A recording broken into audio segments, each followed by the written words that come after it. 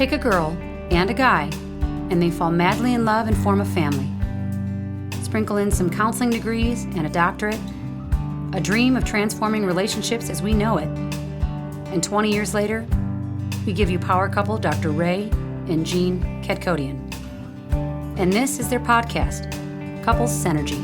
Welcome back to another episode of Couple Synergy with Dr. Ray and Jean. I'm Dr. Ray. And I'm Jean, and this is our podcast about love, marriage, and relationships. Please check us out online on our Facebook page and Instagram at Couple Synergy or our website, couplesynergy.com.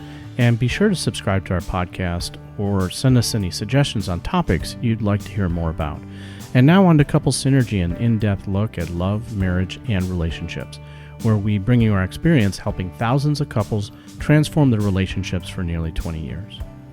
You know, everyone says you should work on your relationship, but nobody teaches us how. So we've created this podcast as an avenue to teach people what they can do to create the relationship they've always dreamed of with the partner they fell in love with. In today's episode, Jean and I will be talking about a pretty controversial topic and something that's really just on everyone's minds today, and that is bullying in general, the overall umbrella of bullying, but then also racism, which is a form of bullying as well. Correct. And, you know, we were actually going to start talking about this topic because on Thursday, we have a clinician, someone that works with kids and teenage bullying and bullying in schools. Well, she doesn't just work with them. She was one. And she was bullied so badly that it almost killed her because she developed an eating disorder. And when she was finally hospitalized, the doctor said to her parents, either take her out of that school or you are going to be picking out her funeral clothing. Her name is Kristen Decker, and, stay tuned. On Thursday, her episode's going to come out, and she's going to talk about not only her personal experience, but also some of the work that she does in the school system. Now, that brings us to kind of the precursor in talking about bullying and the specific topic about racism, which is kind of right now a big topic that everyone is talking about. Mm-hmm. And, we don't want to take any political sides on this at all. We really want to just talk about how this affects relationships in general. And I want to talk a little bit about my experience, with racism and bullying, because I experienced both. Bullying or being bullied as a kid in grade school. I was really the only non-white kid who attended school in an all-white Catholic neighborhood. And so I experienced, a lot of singling out and bullying. Some of it was racially motivated, and some of it wasn't. I think the biggest problem is it was hard to distinguish what was racially motivated and what wasn't. Well, and interestingly, you look Hispanic. Correct. But you're not. And so you don't speak the language, and so you even get bullied in the other direction when people assume that you are Hispanic. Growing up, I was at the other end of racial slurs, accusing me of being a Mexican and receiving racial slurs about, that ethnicity. I received ethnic slurs about being Middle Eastern. I didn't really receive any racial slurs about being Filipino, but, it all was encompassing. And, I've had people pull over to the side of the road, strangers, and yell at me when I was a preteen just walking down the street. I've had, classmates, call me all sorts of racial slurs. And the thing is, I've actually also had an African-American kind of give me a microaggression and saying that, my experience of racism is not valid because I'm not the right race. So I've kind of received it on other aspects as well. So One of the things that I want to kind of talk a little bit about is, how that affects relationships, right? Because I think racism and being bullying in general, it affects your self-esteem. It affects your connection with other people, your ability to trust, and to open yourself up and be vulnerable because you don't want to. I mean, the tendency is to keep yourself guarded because you are waiting for that attack. And the long-term effects are people dropping out of school, not pursuing education, and struggling with depression, eating disorders, anxiety, and a disconnect from being in relationships. So I think we should just define bullying in general. And this comes from an article by Fox and Stallworth in 2005 in the Journal of Vocational Behavior. The title is Racial Ethnic Bullying, Exploring Links Between Bullying and Racism in the U.S. Workplace. And so they kind of studied U.S. workplace bullying and racism. They defined bullying as the umbrella concept for these various conceptualizations of ill treatment and hostile behavior toward people at work ranges from the most subtle, even unconscious incivilities to the most blatant, intentional emotional abuse. It includes single incidents and escalating patterns of behavior. And then they also expanded the scope of their inquiry by differentiating between general bullying or behaviors that can occur to anyone without reference to race or ethnicity, and racial ethnic bullying, which attacks the target explicitly based on race or ethnicity. And they talked about in their study that blatant racism has been converted. It has kind of changed into more of a modern form of racism, something that they call microaggression. And this is not, they didn't term this. This is a term that is, well known right now, microaggressions and microinequities. They said that this is more of like a subtle, even unconscious manifestation of racism, including neglect, incivility, humor, ostracism, inequitable treatment, and other forms of these microaggressions, which are subtle, apparently relatively innocuous behaviors by themselves, but when delivered incessantly, the cumulative effect to the victim and to the victimizer is of an imaginable magnitude. So, I think that this is something that, people are up in arms about racism, and, there are people that believe it doesn't exist. And now this huge movement that is happening is really awakening a lot of resentment and anger and distrust. And, it has been a powder keg that seems to have just exploded in our country, in our society. And, we are going to take it down to more of a micro level here, and that is, how does it affect relationships? And, I kind of want to ask you, Gene, kind of how does this affect you? I mean, obviously you are, Caucasian, and, I talked a little bit about my racial background in past, podcast, and now talking a little bit about my experience with, racism. And how does it affect you? Well, certainly I've been on the receiving end of being a female in the military that has its own level of, actually being female in general is like the silent ism, whatever that is, right? And it's something you constantly live with every day, and you hear those things, those words, those phrases, those silent little put downs, right? And so I've certainly experienced that. And in terms of, bullying in general, I think it's a developmental process we go through as human beings. When we're very little, we're extremely selfish and we really don't notice the differences, right? Little kids under the age of 4 or 5, they don't really notice. No, they don't notice color at all, right? Or even gender, they don't really care. So when kids get to a certain age where they care more about what their peers think than what their parents think, then they get into a lot of competition, and it gets really scary because they really want that approval and that acceptance.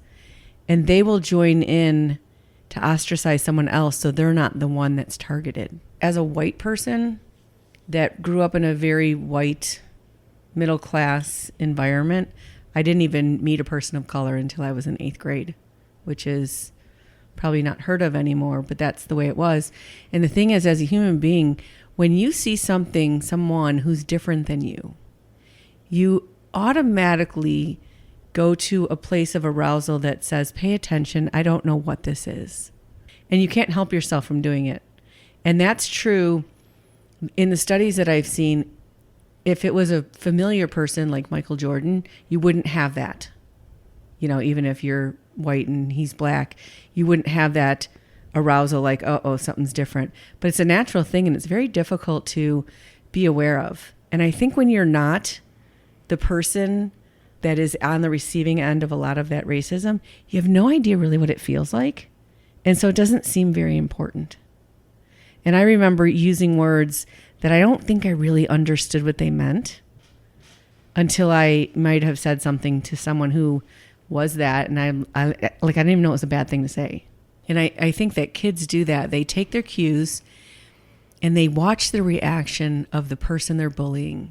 And when they get the reaction that they're looking for, when they get that surge of power because they've stolen that person's power, then they hook in and go, okay, here's someone I can continue to target because they have a sensitivity and they're an easier target than someone else. And then it increases, and that's why I think there's the longevity to it. It's not a one-time isolated incident. It is a way to go steal power from someone over and over again to increase your own social standing. Yeah, as a kid growing up who was bullied and also subjected to, racism, I remember being shocked whenever it would happen because I didn't think that I was different than my peers until something like that would happen. And then it would really put a spotlight on being different, right? And then also feeling embarrassed because I was different. And then also feeling like my relationships, my attempts at having relationships, with my peers, who were all Caucasian, they were tainted, or I was so different that people didn't want to have a relationship with me. So I want to read this list. This comes from a website called Stamp Out Bullying. And the question that they're addressing is, who becomes a bully? And number 1 is kids who are victims in face-to-face bullying will often bully anonymously, especially through cyberbullying, in order to take back the power and self-esteem they lost as targets. The second is kids with strong leadership skills can be bullies. They have lots of confidence, power, and strength, but use it unwisely or without realizing the hurtful effect they're having on others. The third reason kids become bullies are kids with dysfunctional social skills often bully in an effort to make friends. And the fourth reason, they say surprisingly popular kids are often insecure about their social standing and bully to maintain their status. So that's kind of an interesting thing. So with your bullying, did that make you an angry person, and did you ever become someone that did the bullying? It absolutely made me an angry person and resentful inside. And most of that anger and resentment was turned on myself. So first and foremost, I became a bully towards myself and even became almost racist towards myself and my ethnic background as well. That because I didn't fit in with everyone else and my peers, I wanted to be different. I wanted to be different. I wanted to be like everybody else. That is a really interesting concept because I remember asking you this a long time ago, do you ever have to help men get over being a guy, being male? And it's a really common thing that comes up in therapy that women really hate other women, or they feel very distrustful of other women. And there's a thing inside of them that they kind of reject themselves as a woman because of the way women treat other women. It's a really interesting thing. And so I think the same thing is true, is that it's that constant pecking away of, because who wants to be weaker? Who wants to be at the mercy of other people? We want to be in power. And if being male is the power gender, then who would want to be female? And so that's like a silent thing that women always kind of carry with them. And it's very similar to what you're saying. And I think that's why people who get bullied end up doing self-destructive things, like dropping out of school or abusing alcohol or having eating disorders or things like that. Especially if it's like at a very high degree, and, you know, the more blatant it is, I think, you know, the more of an impact it has on people. You know, now I didn't face racism on a daily basis, right? And I can't speak from, you know, the African American perspective and how racism is manifested there. You know, I can only talk about my own personal experience about that. You know, and the bullying did escalate to physical bullying. You know, and I remember being, you know, picked on physically and beaten up on a daily basis, you know, walking home from school. And, you know, to the point that, you know, my parents took me one day to a martial arts, you know, center, and they decided to enroll me in that because, you know, I was not able to defend myself. Did learning to defend yourself help you with the bullying, or did it actually decrease the bullying? It actually decreased the bullying because I actually started to defend myself. And, you know, then the bullies started to see that they could not physically pick on me anymore. But it didn't stop the subtle bullying, the emotional bullying, right? The name calling, right? So the physical stuff stopped, but the emotional and the name calling and the subtle kind of racism and bullying, that continued. You know, I remember reading on Facebook on someone else's post that it was a black man talking, and he said, you know, whenever he would go for a walk in his neighborhood, he would always bring his 8-year-old daughter with, because if he had his daughter with him or his dog, people were like, oh, there's a guy out with his daughter and his dog. But if he was by himself, he would be treated very differently, like, what is that guy doing in our neighborhood? And I remember experiencing that twice with you, being an interracial couple. The first time was our first anniversary when we came down to the South. We were in Alabama, driving through Alabama. We had stopped at a rest stop, and you could tell they were like uncomfortable serving us. And this is in 1999, so it probably has changed since then. But the other time was out in Wyoming, where they literally wouldn't serve you. Right. They wouldn't serve you at all. And like they didn't kick you out. They just ignored you. And right. so It wasn't blatant. Mm-hmm. You know, they didn't say to me that they weren't going to serve me. They just, you know, just standing there at the bar, they just continued to ignore me, and they served the people on my left and on my right, and just did not even acknowledge my presence at all. So it was very, very subtle, you know, and it became very clear that this was not, you know, just someone not paying attention. You know, they were literally not wanting to serve me. And it was scary. It was not just uncomfortable, but it was scary. You know, one of the difficult things with bullying is when you try to get help, sometimes the help can make it worse. And that's something that Kristen Decker talks about, is that her parent did intervene, you know, with the bullying that was happening to her growing up, and it actually made things worse. Because I think police were involved, and there was like a restraining order and all that, but that's when she actually got the death threats. Did you ever have the experience that someone who bullied you later on in life became your friend? There was a time in high school where someone did bully me, and then, you know, later on, you know, say 20 years later, we became closer and became friends. You know, and I remember telling him about that time, and he had no idea. Right. You know, it's like that concept, if I have a high heel shoe on and I come and step on your foot, it doesn't hurt me at all. And he was just probably surviving and doing what he could for his social standing and didn't realize the impact that it had on you. Well, I think for the most part, we don't really know the impact that we have on other people. And only people who are hurting hurt other people. Right. And so if you feel that pain inside, you feel anger inside, you feel resentment, you internalize that, it's going to go somewhere. And you can only beat yourself up enough times before you start lashing out at others. Because the more you beat yourself up, the more sensitive you become, the more tender you become. So then even if someone comes at you just a tiny bit, you're going to explode. And I think what happens also is that you start to project that, and displace that feeling, that negativity inside. And it is going to go to someone else, who is maybe resonating that within yourself or reflecting that.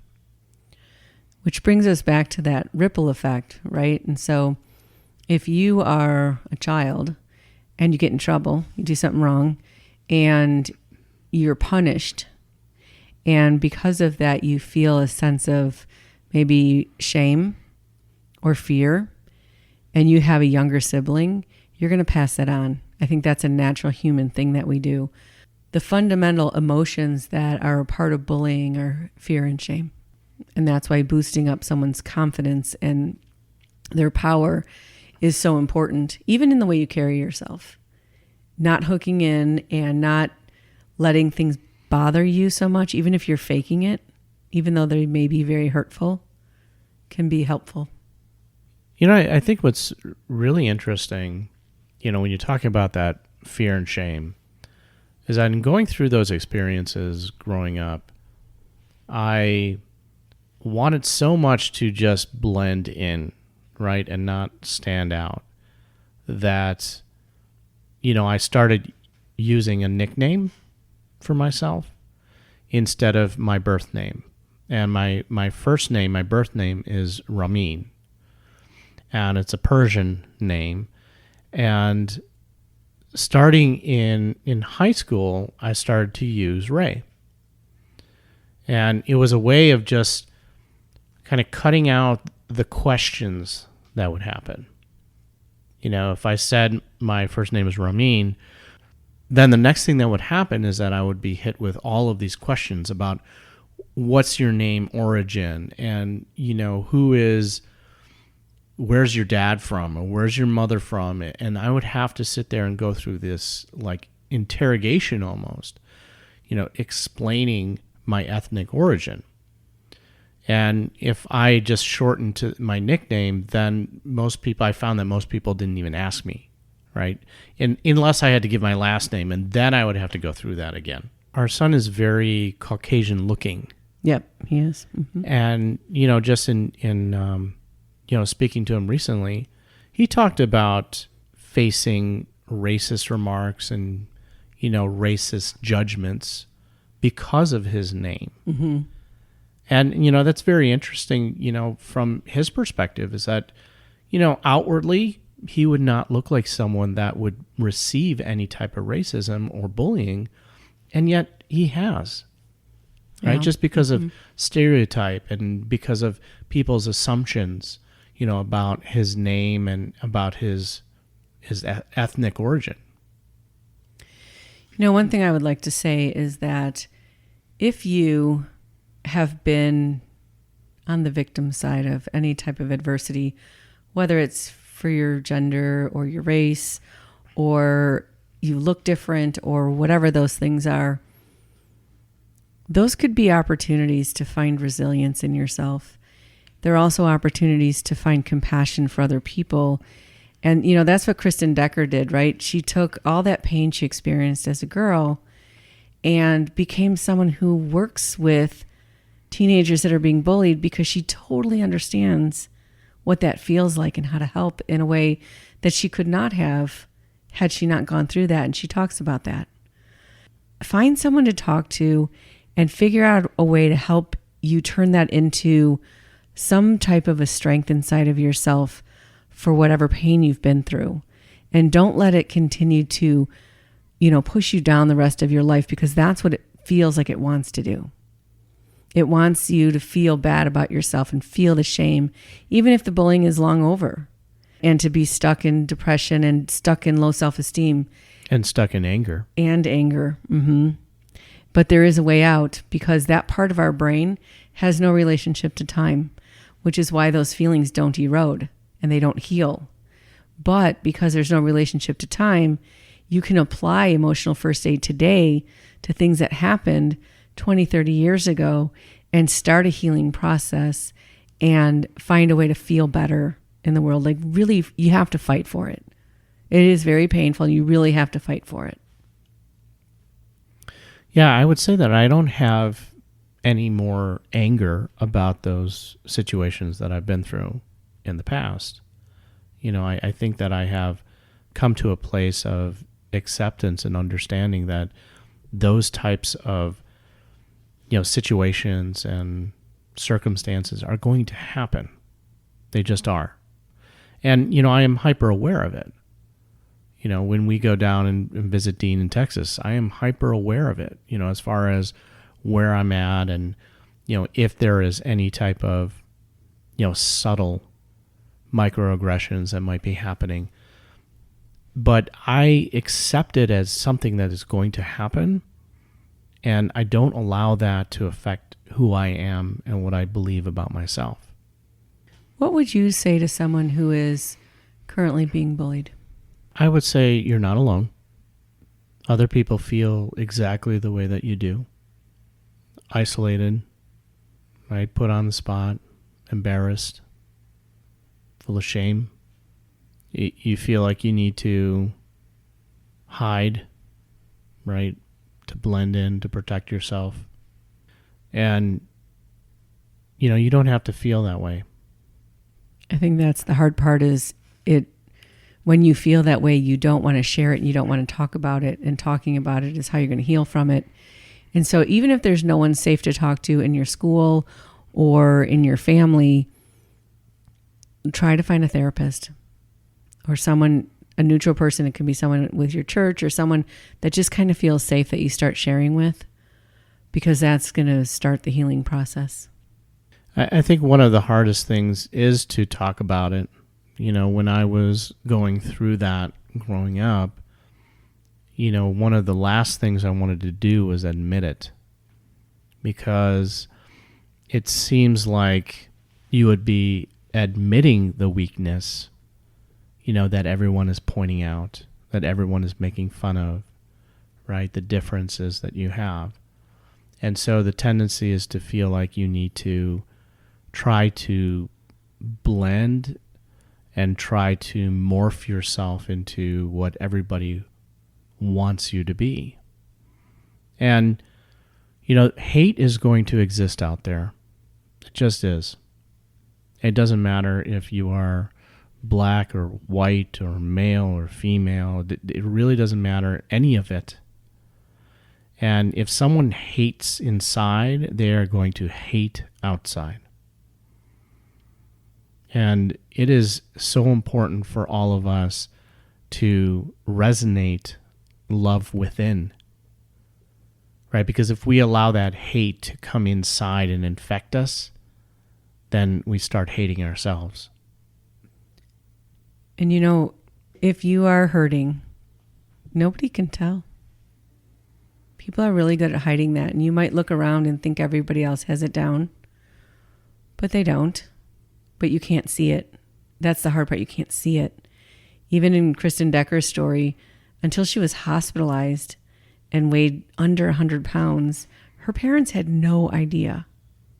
None whatsoever.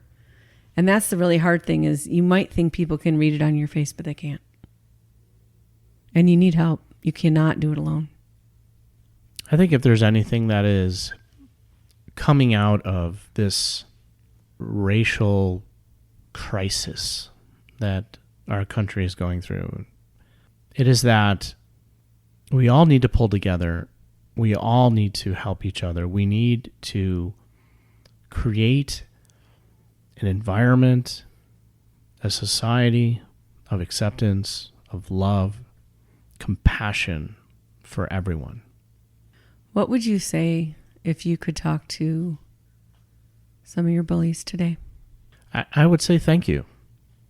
I would say thank you for providing me the opportunity to grow, to become strong, to become empowered, to see my own self-worth and build upon my own self-confidence and not have that be dependent on other people and people outside of myself to tell me who I am.